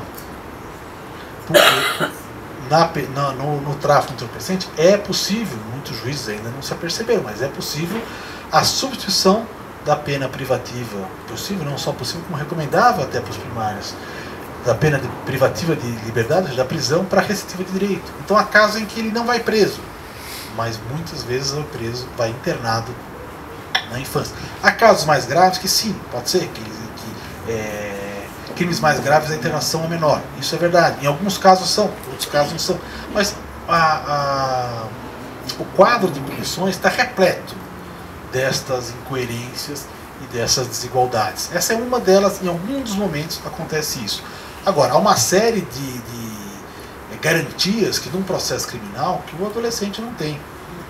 São diferentes as formas e a rigidez de um processo criminal. E às vezes eu até conversava com alguns juízes da infância e falava, olha, se transformar em maioridade, muitos vão ser absolvidos, esses que estão sendo toda hora já condenados direto, que eles confessam e fazem um acordo, já recebem a sanção, muitos vão ser absolvidos, porque vão ter uma prova mais rigorosa, etc e tal. Então, assim, não é bem verdade que a gente possa dizer, lá no direito penal é o terror e lá na infância são flores. Ao contrário, quando a gente vê, por exemplo, violência dentro da cadeia, das instituições, é muito maior. O adolescente é muito mais agredido do que o adulto. Muito mais. Até porque no adulto eles não têm coragem de bater, né? Porque dentro dos presídios, a gente sabe disso, né? Quem manda o presídio já são terceirizados, né? Quem manda nos presídios são as facções criminosas. Da porta para fora, o governo fala, não, aqui entra ou sai e tal. Da porta para dentro, eles deixam as facções criminosas mandar. E aliás, elas estão chegando também na infância e juventude, também não é uma questão. Mas muitas vezes o fato é que a internação é pior do que a prisão. Que 80%, 90% das pessoas são a favor da redução da maioridade penal. A gente quase que não vê juristas falando sobre isso, né? Quando a gente bate com juristas, estão sempre falando sobre isso. Mas enfim, há uma pesquisa que foi publicada, acho que há um ano ou dois, da CNT. Não sei o que é a CNT, Confederação Nacional do Transporte, tem a ver com a redução da maioridade. Mas eles uma pesquisa sobre isso. Alguém deve ter pago para eles. E o dado curioso é o seguinte: 86% das pessoas a favor da redução da maioridade. Legal. Segunda pergunta: você acredita que aumentou a prática de crimes para adolescentes? 87% acha que sim. Mas aumentou o crime para adolescentes? Não sabemos. A gente não trabalha com essa estatística, eu não tenho. Eu tenho o que as pessoas têm. Ou seja, a gente está tão metralhado por essa informação que a gente acha, olha, aumentou bastante, lógico que aumentou. Ou seja, há mais pessoas que acham que aumentou do que pessoas que achavam que tinha que reduzir. Essa questão da fama. Tem algum dado em centros urbanos, é a mesma? Porque isso é um dado nacional, né? Qual? Por exemplo, será que em grandes centros, não, a questão você falou que não sabe se aumentou ou não a criminalidade. A gente não está trabalhando com a gente consegue ver, quer dizer, para saber o número de aumentos, a gente tem que trabalhar com as estatísticas, né? Então, as estatísticas que eu trouxe aqui são estatísticas confiáveis, que são aquelas das pessoas presas. Bom, a pessoa está presa, eu sei. Estatística de criminalidade, eu vou dizer para você que eu não confio muito nelas. Eu já vi muitos furos. Para quem viu Tropa de Elite na primeira Tropa de Elite, né? Tem aquela coisa do fulano que leva o corpo de um lado para o outro, né? Ou seja, não, vamos botar isso naquele distrito, não no nosso distrito, coisa e tal. É uma brincadeira. Mas há muitos furos aí. Por exemplo, um furo que era frequente era a questão do homicídio policial. Eles mascaravam como auto de resistência. Então o que acontece? A pessoa lá, ele pega a pessoa praticando um roubo, vai lá e mata aquela pessoa. Que crime é esse? É roubo seguido de resistência, roubo tentado seguido de resistência. E cadê o homicídio? Não existe. Então assim, eu não sei exatamente. A gente vê vários números aí, estatísticas criminais. Toda hora tem estatística criminal. E a gente fala, o homicídio baixou. Poxa, que legal, o homicídio baixou. Eu li um estudo de um sociólogo dizendo que em determinado período no Brasil o homicídio baixa por causa da Estatuto do Desarmamento. Outro período ele baixa por causa do PCC. Porque como o PCC ganha, como é que chama? Hegemonia, para de ter disputa, portanto para de ter mortes. E o PCC tem um tribunalzinho, né? Então até matar, você tem que chegar até lá em cima, pode matar, pode fazer. Então tem uma coisa mais... na verdade é essa. Há estados dentro do estado, né? Então a gente não tem muita noção disso. A gente precisava ter um pouco mais de noção desses dados criminais. Recentemente eu analisei até um dado que veio do Ministério Público. Ou seja, e ele teria dito, está diminuindo as prisões por furto, aumentando as prisões por roubo. O que dava a entender é um dado que as pessoas estão circulando mais arma. Eu percebi isso de forma intuitiva. Ou seja, está circulando mais armas do que circulava há 20 anos atrás, apesar do Estatuto do Desarmamento. E hoje a gente recentemente tem uma pesquisa da Folha, eles fizeram uma reportagem seguindo as armas. E as armas que eles seguiram eram as armas nacionais, ou seja, não eram armas estrangeiras que entravam. Toda a desculpa era sempre essa, né? Olha, não adianta desarmar o homem de bem porque você vem armas de fora tal. Mas eram armas dos homens de bem que haviam sido roubadas, levadas à polícia, foram embora e voltam para cá, voltam na mão do crime. Isso é uma coisa que acontece com frequência. Só uma experiência, né, com relação ao crime, ouvindo os meninos, né, que são apresentados nas varas especiais, há 4 ou 5 anos atrás, todos os roubos eram com armas de verdade. E hoje em dia 90% do que na minha experiência de conversar, são só factórios, não usam mais arma de verdade. O que para mim representa que as armas estão sumindo efetivamente. O Estatuto do Armamento está dando resultado. Eu confesso que eu não tive essa mesma impressão. A minha impressão de conversar com os meninos é factóide. Nos simulacros, né? Nos processos criminais. A gente teve uma baixa e depois uma subida. Essa foi a impressão que eu tive. Tanto melhor. O plantão que eu fiz de captura de roubos tinha um, na verdade. Tanto melhor que isso diminui a letalidade. Bom, a gente tende a pensar de forma seletivamente que a redução só atinge a outros, né? Quer dizer, reduzir a maioridade só pega aos outros, né? Mas nem sempre é assim, né? Quer dizer, quando você reduz a maioridade, tudo pode ser entrar dentro do espectro do direito penal. Eu lembro de conversar com a minha filha, não sei se eu devo dizer isso, né? Mas acho que não vai gostar muito, mas ela me falar de uma festa que ela ia na escola. Festa de fim de prova, que legal, tal, só a escola que ia. Só iam as pessoas da escola. Depois ela fala, fulano bebeu, não sei o que. Eu falo, como bebeu? Tinha bebida lá? Tinha, porque o lugar servia bebida, né? Mas o lugar que serve bebida tem que ver como é que entra, né? Só podia entrar acima de 18. Mas a classe inteira tem 17. Toda a classe tem 17, não tem ninguém com 18. Talvez um ou outro. Talvez um repetente, né? Mas era Bandeirantes, acho que não tem muito repetente, não. Eu acho que não tem. Talvez tivesse de 16, mas eu acho que não tinha de 18. Aí foi meu espanto, tá bom, como é que as pessoas fazem, né? E aí ela fala, não, eu tinha um amigo que pegou, fez, eu até entrei lá, tal. Mas o grosso das pessoas tem carteira falsificada e faz isso, né? Eu falei, que bom, né? Vamos reduzir a maioridade, vai todo mundo preso, né? Isso documento falso, pena de 2 anos pelo menos, não tem suspensão constitucional do processo, não vai ficar preso a vida inteira, mas aí acho que vão acabar descendo, também vai permitir beber? Bom, então eu ia falar isso logo em seguida. Eu ia falar isso logo em seguida. O que está fazendo hoje no Congresso é assim, eu quero aprovar redução a qualquer custo, mesmo que eu saia um pouco da lógica. Então, eu não sei, você vai perguntar para mim o que foi votado hoje lá, quais são os crimes que vão entrar, não sei, porque eles resolveram fazer uma coisa assim, vamos reduzir a moralidade, mas só para alguns crimes. Então, o discernimento da pessoa para cometer o crime, não, para esse crime ela tem discernimento, para aquele crime ela não tem discernimento. Logicamente não tem resguardo nenhum, mas a ideia é, eu quero baixar para poder dizer, baixei a moralidade para crimes graves. Então eu não sei exatamente o que entra, eu confesso que tentei me informar, não consegui, porque uma hora eles falam crimes hediondos, então só os hediondos.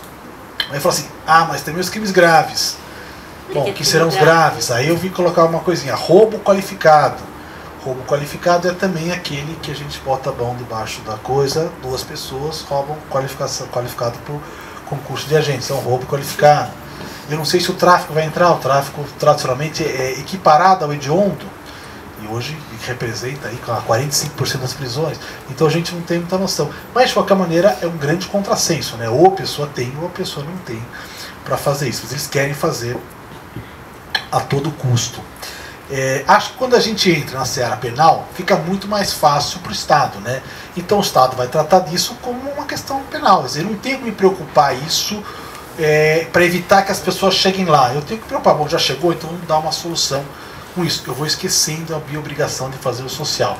Embora não seja propriamente um interesse do executivo, né? A gente está vendo isso que é um interesse mais, eu diria assim, populista, né? Demagógico do legislativo do que propriamente do executivo, de lavar as mãos. Mas é uma coisa que vai acontecer. Quando a gente entra no penal, a gente faz isso. Isso faz, muitas vezes, a primeira ideia é que é mais barato, né? Há um penalista europeu, Husman, quer dizer, penalista não, antipenalista, né? Um abolicionista. Ele falava na década de 70, lá na Europa, ele dizia o seguinte, do regramento deles, a única lei que eu posso propor, o parlamento pode propor, o Estado pode propor, sem dizer de onde vai sair o dinheiro, são as leis penais. Todas as outras leis eu tenho que estar vinculado ao orçamento. A lei penal não preciso, que é uma lei de punição. Então a lei penal permite adiar custos, né? Bom, eu não tenho como fazer investimentos sociais, só faço a lei penal. Bom, lá para frente é que a gente vai ver o que vai acontecer. Ao final a gente acaba tendo os mesmos custos, né? Porque a gente está construindo presídios. Fundações casas sem parar. E vamos fazer com que... Antes era a FEBEM, né? Do Federação do Bem-Estar do Menor. Aí eles chegaram com... Não é muito bem-estar. Vamos fazer menor. Aí tem a coisa que ela falou, não sei qual é o nome dela, que estava sentadinha aqui, Amanda, que é a questão da proteção. Quer dizer, toda a modernidade, né, não vou entrar muito nisso, mas é uma coisa que a gente sempre ouve dizer isso, se marca pela proteção contínua, crescente de crianças e adolescentes, né? A gente vai trazendo isso para a proteção. A gente proíbe o patrimônio, né, proibindo que contrate, tutela com penas maiores os crimes praticados contra criança e adolescente, impede condutas nocivas como o trabalho infantil, né? A gente faz uma grande carga com relação a isso, e condutas perigosas, né, como beber e dirigir. Por que a gente faz isso? Não faz isso à toa, a gente faz isso porque existe um processo de amadurecimento. Eu diria que não é nem uma questão de discernimento, né? A pessoa fala assim, a pessoa com 16 anos, 17 anos, não sabe o que é certo e o que é errado. Meu filho de 14 sabe, ele sabia aos 10 anos também. Não é uma questão de discernir, é uma questão de amadurecimento, uma questão política, né? Você dizer, a partir de que momento eu abandono as possibilidades de educação e passo a tratar como uma pena, porque é isso que as medidas socioeducativas, né? São medidas que são vinculadas não só com o fato que ela pratica, mas com a integridade da criança, da integridade do adolescente. Qual é esse momento que eu faço? Todo mundo tem um momento e a gente escolheu um momento em 18 anos. Não é fato, olha, ele não sabe o que faz. Sabe, a gente sabe o que faz. Não precisa ter 18 anos para saber o que faz. Mas a gente faz todas essas proteções que eu disse aqui para proteger o amadurecimento, para que ele tenha uma condição de amadurecer melhor. Bom, se eu vou fazer todo mundo virar adulto, começa a ficar sem sentido essas proteções, né? Por que eu vou proteger o jovem de 16 de dirigir um veículo? Eu já não preciso mais proteger. Por que eu vou proteger ele, proibir que ele beba? Ele já não é adulto, já não pode responder por conta própria. Não dá para dizer, olha, isso vai ser automático, mas é uma coisa que vai ser frequente. A gente vai, ao mesmo tempo que a gente aumenta a tutela, aumenta a punição, a gente diminui a tutela, a gente está abandonando eles. Bom, juridicamente, aqui não é propriamente um lugar de direito, e não posso dizer que eu sou um especialista na área. Eu sempre imaginei que isso fosse uma cláusula pétrea. O que é cláusula pétrea, né? A gente tem dentro da nossa Constituição uma regra que a gente não pode mexer. Então vamos lá, o que a Constituição fala? Porque acho que esse vai ser o próximo debate. Acho eu, já não tenho mais tanta expectativa de vitória, mas diz o seguinte: não será objeto de deliberação a proposta de emenda tendente a, ou seja, nem emenda constitucional pode fazer isso. Abolir a forma federativa do Estado, voto direto, secreto, universal e periódico, a separação dos poderes, os direitos e garantias individuais, né? Então a questão de saber a inimputabilidade dos menores de 18 anos é um direito e garantia individual ou não. Ele não está naquele rol do artigo 5º, onde estão todos os direitos, mas também já se entendeu que não é o fato topográfico de ele não estar lá que ele não está previsto, até porque o próprio artigo 5º diz o seguinte: os direitos e garantias expressas nessa Constituição não excluem outros decorrentes do regime dos princípios por ela adotados ou dos tratados internacionais em que a República do Brasil, Federativa do Brasil, faça parte. Ou seja, ela quer dizer, olha, estes são os direitos fundamentais, mas não se limita a isso, vão ter outros direitos em tratados internacionais, em outros decorrentes desse princípio, etc. E tal. Ou seja, não precisam estar nessa relação. E no artigo 5º tem uma série de garantias. Por exemplo, só pode ter prisão em flagrante por ordem escrita de autoridade judicial.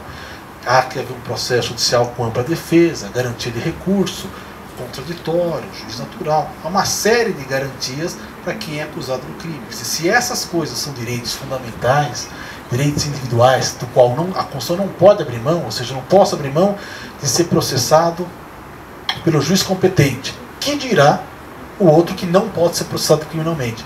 É uma garantia muito maior do que essas colocadas aqui. Portanto, me parece que é uma daquelas cláusulas pétreas, como é pena de morte, por exemplo. Isso é seguro, tem discussão, a qual eu não poderia mudar. Convenção Americana dos Direitos Humanos, o Pacto de Costa Rica, também coloca entre os direitos civis dos habitantes do continente que os menores devem ser separados de adultos e conduzidos a tribunal especializado, né? Eu não consegui entender qual é a lógica da proposta que está sendo votada, que eles falam que além de ser só para alguns crimes, vai depender da decisão do juiz. Eu não sei qual juiz, se é o juiz da infância ou se é o juiz do crime, eu já não sei em que lugar vai fazer. Mas me parece, enfim, que essa é uma garantia individual, um direito individual, que não pode ser... como é que fala? Que não pode ser reduzido, né? Porque a causa da pétrea eu não posso abolir ou reduzir direitos e garantias individuais. Mas para isso depende do Supremo Tribunal Federal não se vergar a opinião pública ou concluir isso também. Eles podem chegar numa conclusão diferente. Eu já vi declarações de ministros em sentidos diferentes. Acho que vai ser um daqueles julgamentos que a gente vai ver pela TV Justiça, não sei o quê, tal. E não sei onde é que isso vai parar. Acredito que vai parar mais ou menos no mesmo lugar. Bom, mais ou menos o panorama que eu queria passar é isso. A gente está recrudescendo a questão policial a partir de uma ideia de que a impunidade graça e a violência precisam ser refreada. Essa ideia está sendo cultivada e cultuada sob várias formas, e todos esses mecanismos que a gente está usando, eles tendem a piorar e não melhorar. Isso eu falo que não é só um equívoco jurídico, é um equívoco político isso.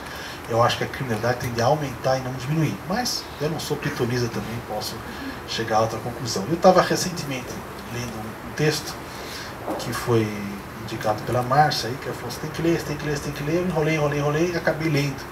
E aí peguei essa parte aqui, vou pegar umas pequenas partes para ler para vocês, porque eu acho que se bate muito com essa questão do que fazer com o jovem infrator, né? Vamos lá. Pelos autos ficava claro, autos é o processo, né? Ficava claro que o menino tinha sido mandado pelo pai para uma fábrica de tabaco, a fim de trabalhar como aprendiz, e lá residiu durante 5 anos. Nesse ano foi despedido pelo patrão, depois de um desentendimento entre o patrão e os trabalhadores. E sem emprego ele vagava pela cidade sem ter o que fazer, gastando em bebedeiras tudo o que restava. Na taberna, o Nilson serralheiro, que como ele estava sem emprego, fazia mais tempo ainda e bebia muito. E os dois à noite, embriagados, arrombaram uma fechadura, pegaram o que primeiro caiu em suas mãos. Foram capturados, confessaram tudo, puseram os dois na prisão e o serralheiro morreu à espera do julgamento. Agora julgavam o menino como uma criatura perigosa à frente à qual preciso proteger a sociedade. outra parte aqui. Afinal, é óbvio que o menino não é um fascínio especial, mas a pessoa comum. Todos veem isso, e que se tornou o que é agora só porque vive em condições que engendram pessoas assim. E, portanto, parece claro, para que não existam meninos assim, é preciso esforçar-se para eliminar as condições que formam essas criaturas infelizes. Formamos desse modo não uma, e sim milhões de pessoas. Depois prendemos uma delas e imaginamos que fizemos alguma coisa, nos protegemos e nada mais se exige de nossa parte. Nós os despachamos para a província, etc. e tal. Aqui está difícil de ler. Seria melhor dirigirmos a 100ª parte desse esforço para ajudar essas criaturas abandonadas, a quem encaramos agora como se fosse apenas braços e pernas, etc. e tal. Isso aqui é do livro Ressurreição, de Tolstói, de 1899. Mas parece que a gente está falando hoje, né? Bom, da minha parte é isso. Obrigada.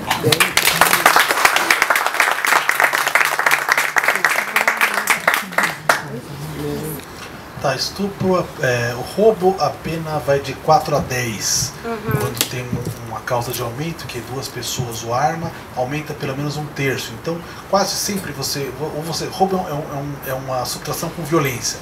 Então você faz armado ou você faz com outra pessoa, ou como o Renato falou, com um simulacro de arma. Mas via de regra, quase sempre acontece isso. Então a pena acaba sendo 5 anos e 4. O estupro a pena começa em 6 anos. Vocês sabem que hoje em dia não tem mais diferença entre estupro, atentado violento ao pudor, etc. E tal. Então, às vezes, a gente chama de estupro qualquer contato libidinoso com efeito com fim libidinoso. Bom, eu não sei qual é o índice de impunidade, eu sei que a gente não julga demais estupro.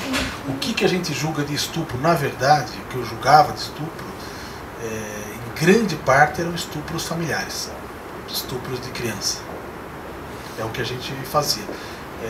Estupros de rua, assim, acontece, mas eram poucos. Agora, eu não sei, a gente não sabe na justiça qual é a cifra negra. Cifra negra é chamada assim, é o número de crimes que acontece e aqueles que são elucidados. A gente vê o que a gente acontece muito na família. Quando os processos chegam, eu não acho que há um índice grande de absolvição, mas eu não sei também. Acho que cada um tem um pouco de critério. Acho que é mais um índice maior de absolvição quando é uma relação sem violência, né? Aqueles estupros com violência presumida pela idade, enfim, umas situações mais delicadas. Mas a questão da prova também dificulta, não? A questão da prova é muito difícil, porque a prova está quase toda, nesses estupros familiares, a prova está quase toda nas crianças. Mas, assim, os juízes têm, de uma maneira geral, tendem a ouvir as crianças. Às vezes a gente não sabe como ouvir as crianças, mas eu tive assim, na minha carreira, eu lembro de um dos casos onde a criança não falou, e eu tentamos várias vezes, uma vez ou outra, tal, a psicóloga falava comigo, tal, não conseguimos falar. Eu saí da vara, e ela falou para a Kenarique, a gente estava na vara junto, e falou, acho que teve mais facilidade de falar com uma mulher. Mas em geral as crianças falam. Para minha surpresa, quando entrei na carreira, né, as crianças falam, contam, e aí é um horror. Não há coisa pior para a gente fazer do que ouvir isso. Mas eu acho assim, em termos de população prisional, o estupro deve estar mais ou menos em 1%. Quer dizer, 1% das pessoas presas deve ser por estupro, não mais do que isso. Bom, a sua dúvida é a dúvida de todos os penalistas, né? São milhares de discussões a esse respeito. Qual é a função da pena, né? Eu tinha um professor de direito penal, né, Márcio Chaves, que dizia o seguinte: a função da pena é nenhuma, né?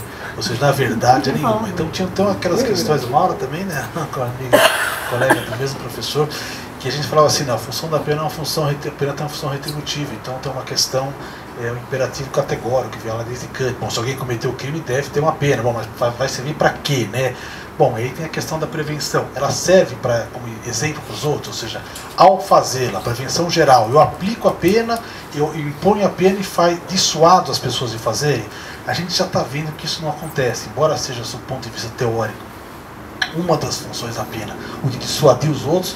A gente já percebeu que isso é uma coisa que não acontece. A gente não deixa de matar uma pessoa porque há uma pena para isso. A gente deixa de matar por uma questão ética. A gente não vai fazer isso, uma coisa que nos desagrada.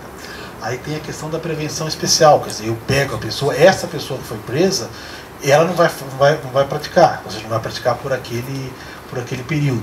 Ou a questão da reeducação. Ou seja, Eu trago a pessoa para que ela seja ressocializada, que é uma expressão terrível, né? Na verdade, tem que pensar em reintegração, mas enfim, é ressocializada para que ela não volte a cometer.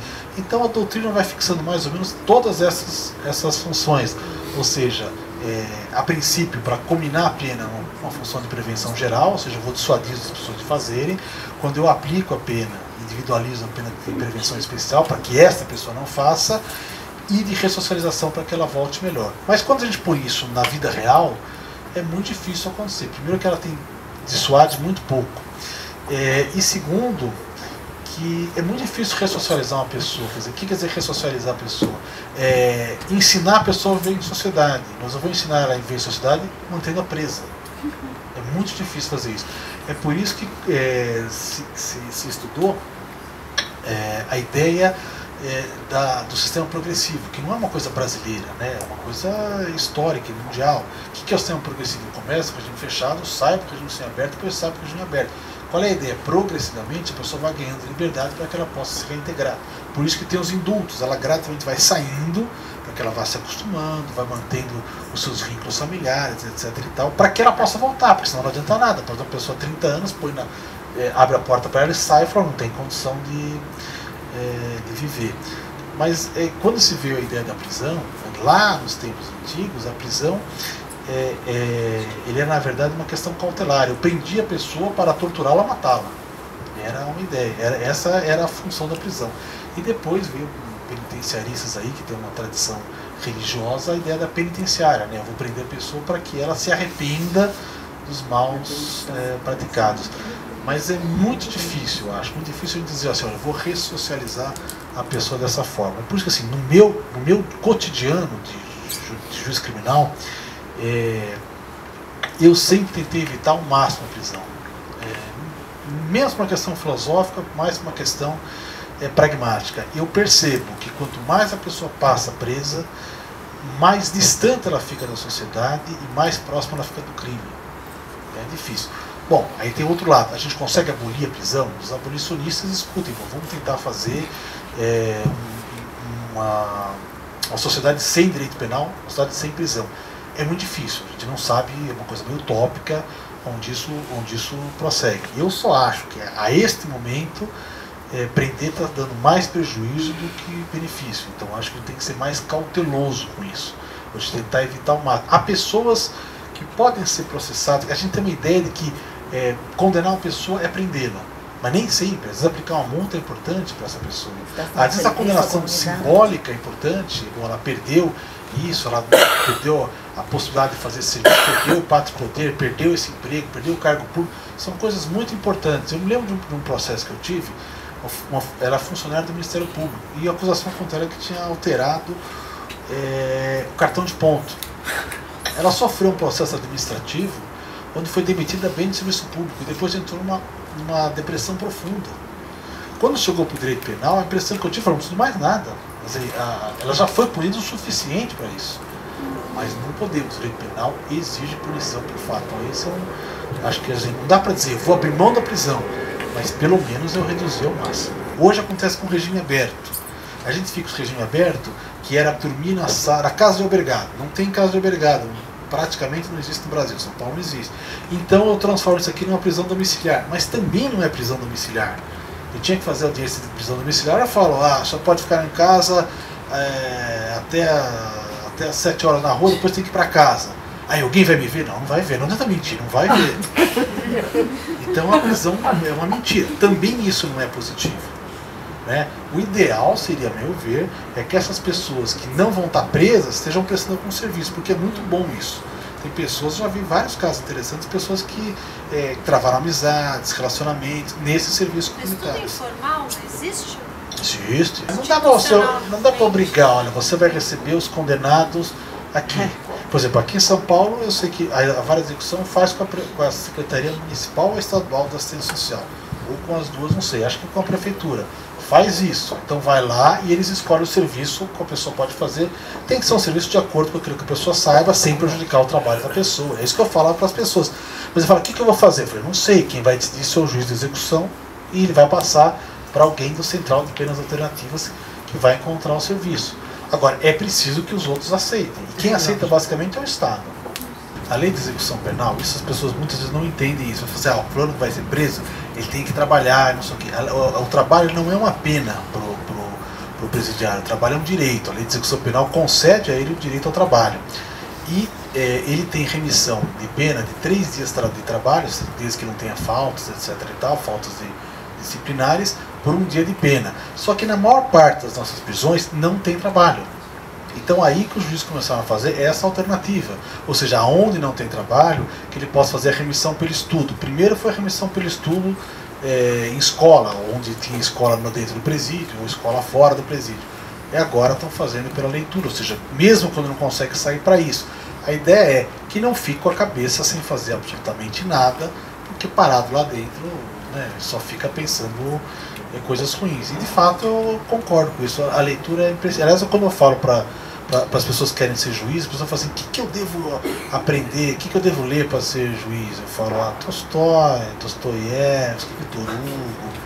Isso a gente precisa ler para ser juiz, para aprender a sensibilidade. Isso eu acho importante. Ela pode para qualquer lugar. Se isso, a Tati vai ter que chamar, a Dani vai ter que chamar o Eduardo Rezende de Mello para explicar. Confesso que eu não sei o suficiente sobre justiça restaurativa, acho que não tem muito. A ideia da justiça restaurativa é que nós vamos colocar em contato, inclusive antes, né, do processo, né, a vítima com o agressor, para que eles possam restaurar essa situação. Eles aprendem a lidar com esse conflito. Como a gente pega o processo já instaurado, isso aqui é muito difícil. Me falam o pessoal da justiça restaurativa que eles estão enfocando aqui no Brasil mais na questão da infância, né, e antes dos processos, ou seja, vai fazer o que eles chamam de ciclo restaurativo. Você manda as pessoas para um ciclo restaurativo, outras pessoas vão fazer essa conversa, onde a vítima consegue se integrar e crescendo juntos. Acho que é uma proposta fabulosa, mas eu confesso que eu não sei aonde isso funciona. Eu tive uma vez um processo que eu fiquei muito tentado a fazer isso, e depois acabei me arrependendo por não fazer, não sei o que daria. Que era um caso seguinte, é um furto dentro de uma balada gay. Então o fulano foi lá fazer carinho no outro, mas era um carinho com o outro com terceiras intenções. Que enquanto ele estava fazendo carinho, ele puxou o celular. E aí levou o celular embora, foi uma perseguição dentro da casa noturna, até que achou o fulano, achou o celular, etc. e tal. E ele foi processado por furto qualificado pela destreza. Chegamos lá, o cara me conta essa história, fala, ele botou a mão e aí tirou tal. Aí eu conversei com o promotor e falei, escuta, mas se ele percebeu, não é destreza. A ideia é destreza quando você não percebe. Ele percebeu tirar, então não é destreza, então é furto simples. Se é furto simples, é uma particularidade, cabe a suspensão do processo. Eu posso parar o processo no meio, faço a reparação do dano e não preciso condenar ninguém. Aí eu falei com a defensora, eu falei, acho que dá furto simples, perguntei pro promotor, você concorda com isso? Eu falei, concordo. Falei para a defensora, veja, porque o celular recuperou, mas R$70 ele gastou na própria balada. Eu falei, veja com fulano, ele estava lá, né? Veja se tem R$70 aqui, que aí a gente passa para a vítima. Ela foi lá, pegou, trouxe o dinheiro, entregamos, o senhor concorda em receber esse dinheiro, o processo para por aqui, vai comparecer todo mês aqui e tal. Eu falei, lógico, eu quero receber o dinheiro, coisa e tal. Bom, deu tudo certo, mas eu falei, e se eu colocasse os dois frente a frente? Quem sabe eles não conversavam, tal.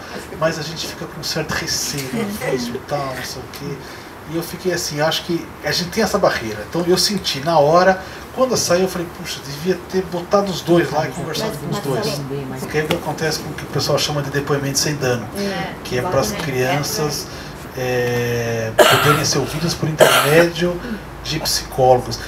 Eu sou muito tradicional, assim, então eu penso com a cabeça de juiz. A cabeça de juiz pensa o seguinte, quem tem que fazer a pergunta para a pessoa sou eu, porque eu vou saber, ou a parte, o promotor, não sei o quê, eu vou reprimir, saber não influenciá-la, etc e tal. Mas eu acho que essa coisa tem muito sentido, né? De a gente, porque no fundo ouvir uma criança é uma violência tão grande quanto aquela, ou tão grande quanto, mas uma violência grande também. E a gente acha que a gente pode fazer tudo, né? É que a vantagem do depoimento sem dano, nos projetos pilotos bem feitos, são exatamente isso. Fica gravado, você não é obrigado a ficar ouvindo a criança mais de uma vez. E a pessoa está com a técnica até para estar com ponto para ouvir o promotor, para ouvir o advogado de defesa, para ouvir o juiz ao mesmo tempo através do espelho. Né? Poder fazer as intervenções. Porque aí o juiz, os três podem perguntar ao mesmo tempo, porque a pessoa lá dentro está treinada para ir conduzindo e... Não sei como. Eu acho que A democratização da mídia, né? nesse ponto a vai. imprensa é muito forte. Eu tenho uma opinião particular, não sei se é ou não, mas enfim, eu acho que há uma questão ideológica aí, né? Eu acho que a gente aprendeu a olhar a imprensa de uma forma de liberdade de expressão, a imprensa é importante dentro da democracia, a imprensa traz a utilidade pública, tem uma função pública, etc. e tal. Mas a gente esquece que cada vez mais, eu leio as pessoas que escrevem sobre comunicação, cada vez mais a imprensa são grandes empresas, né? Esses processos são um duplo processo, o processo de globalização. Ele concentrou empresas e teve um processo tecnológico muito grande. Então só quem consegue fazer a tecnologia é que sobrevive, mas foram tomando as outras. E essas empresas são players, né, no mercado global. Então você não pode mais tomar a imprensa como só alguém que relata o que acontece na vida. Ela participa da vida, são grandes conglomerados. E acho que tem uma questão de todas essas empresas, inclusive as empresas jornalísticas, enfim, e o entretenimento, que elas estão muito unidas, que é uma posição neoliberal, que é desse Estado social mínimo e do Estado policial máximo. Eu me lembro que eu perguntava para um jornalista da área do direito, e eu falava com ele, eu falei, escuta, qualquer jornalista da política, eu trabalhei no jornalismo, trabalhei na política da Folha de São Paulo, antes de ser juiz. Qualquer jornalista de política, tirando as questões partidárias, que hoje estão um pouco influenciadas, mas quando fala um ministro, ele vai olhar para ver o que o ministro está mentindo. Toda fala de uma autoridade é uma fala, a princípio, mentirosa. Ele vai olhar as contradições, etc. e tal. Agora, quando esse mesmo jornalista vai ouvir o delegado de polícia, aquilo é verdade. Né? O delegado e tal. Então, pega assim, é muito pouco crítico em relação ao noticiário de polícia e muito crítico em relação ao noticiário político. E hoje eu vejo da forma o seguinte: a imprensa sempre fala dessa visão, principalmente a grande imprensa, uma perspectiva neoliberal. Ou seja, o Estado é lento, é pesado, é custoso, é antieconômico. O Estado é um desastre. Agora, quando você vai para o direito penal, é o contrário. O direito penal é frouxo, é leve, não pega ninguém, tudo não vai. Então, essa é a questão do perfil neoliberal, exatamente. Quando o Estado mínimo tem que diminuir, o Estado tem que diminuir, e para isso vai tendo excedentes que precisam ser controlados. O Estado policial tem que prender. Não é à toa que a pátria do liberalismo, digamos assim, que é os Estados Unidos, tem 2 milhões de presas. Porque é um regime, ou seja, o pessoal diz, o maior programa habitacional americano é a cadeia.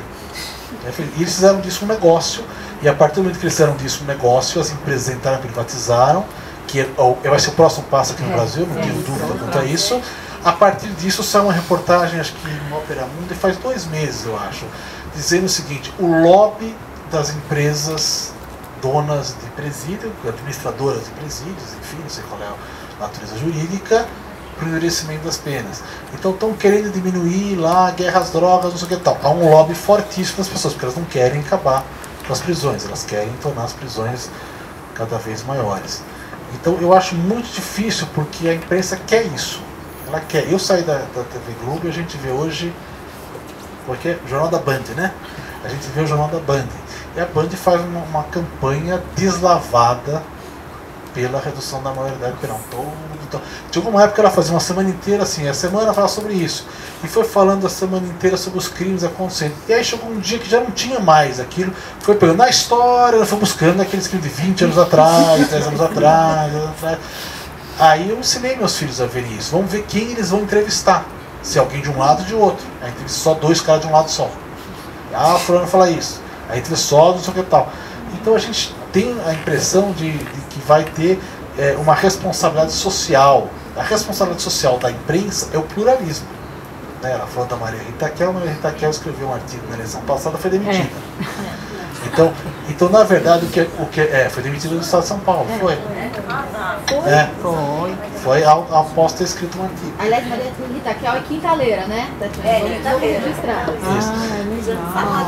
Então, o que acontece é que hoje, o que nós vivemos hoje é um certo paradoxo, porque a liberdade de expressão, ela sufoca o pluralismo. Ela existe pelo pluralismo. Por que é que a gente tem na democracia uma liberdade de expressão?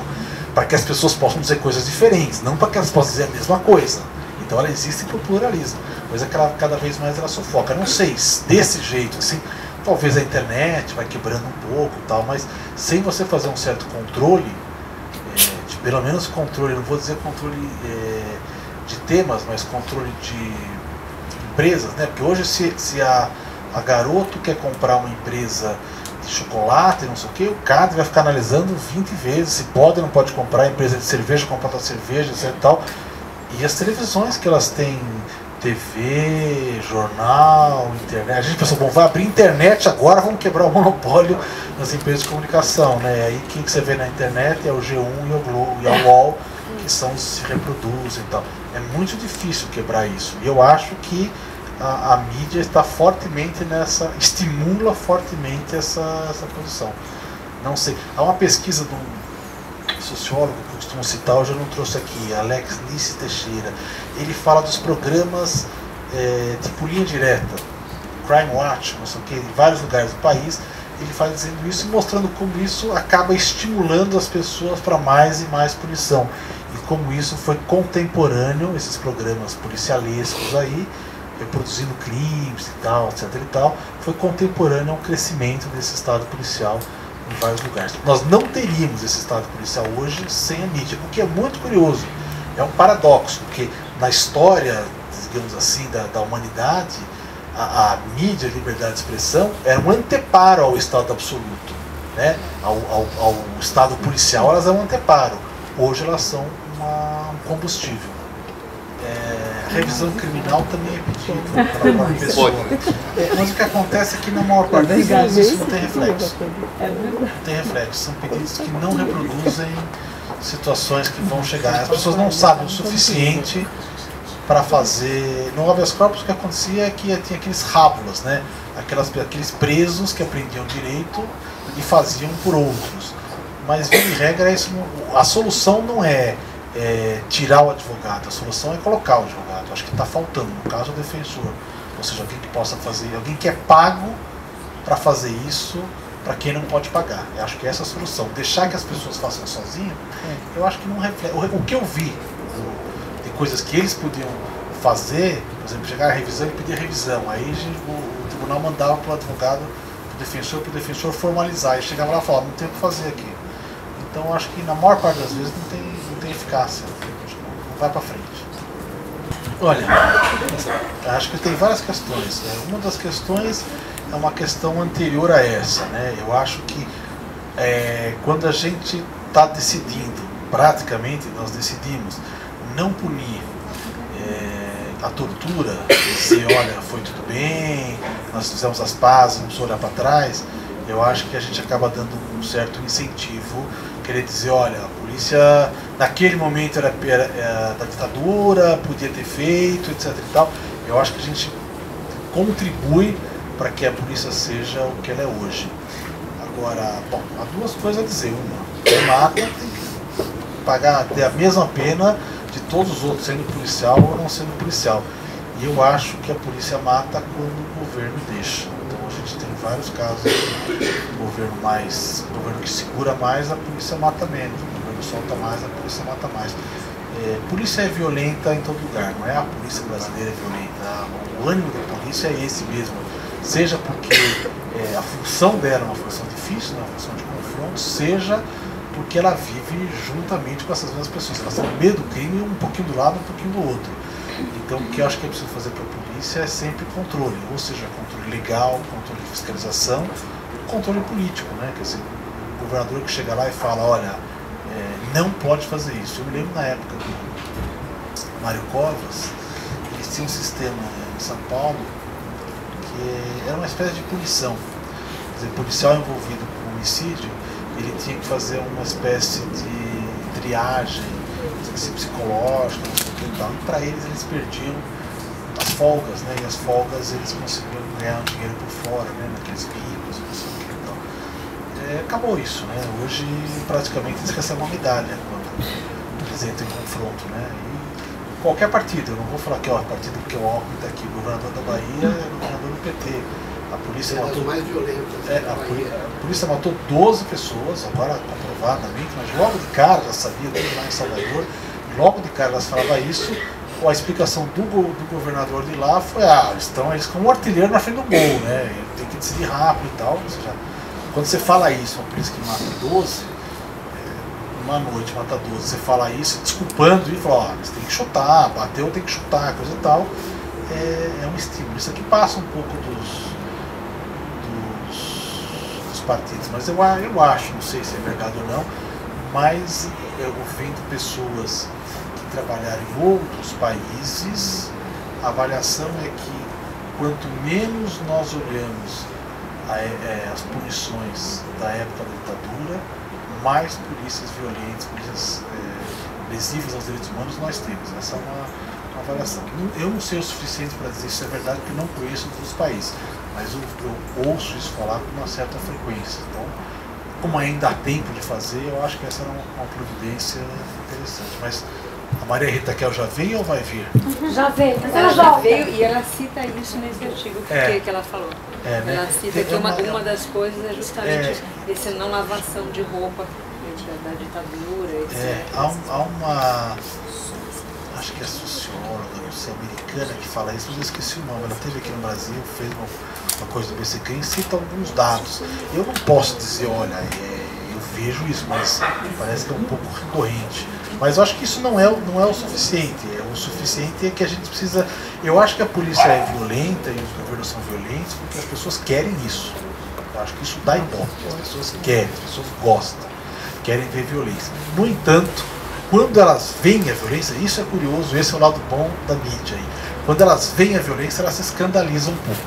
Eu estou lembrado de um caso que aconteceu faz alguns anos atrás, 3, 4 anos, um corregedor de polícia, acho que não é mais corregedor, não sei se é mais delegado, ele acabou fazendo uma mulher tirar a roupa, porque uma investigadora de polícia teria recebido uma propina que estaria dentro da calcinha. Eu vi esse vídeo com um objetivo meramente acadêmico.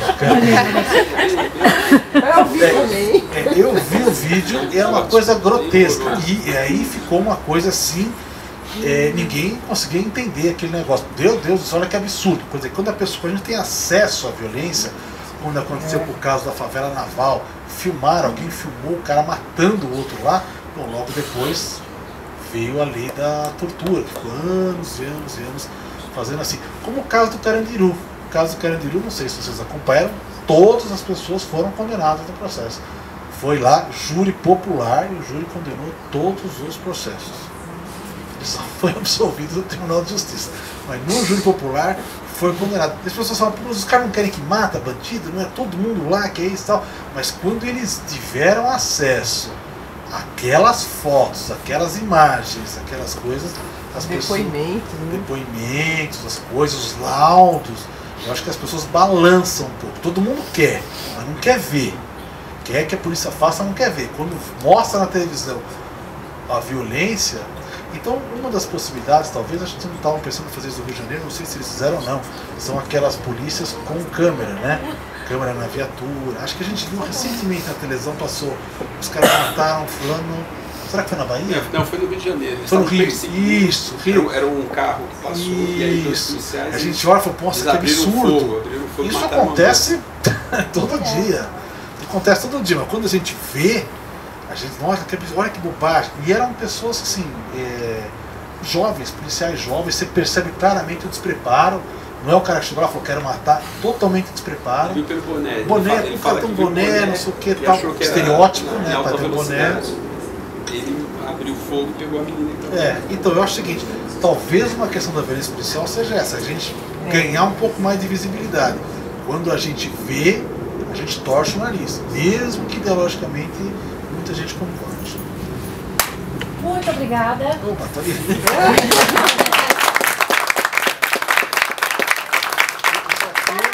Isso aqui é pior que prova oral da nossa turma. Roda viva. É verdade.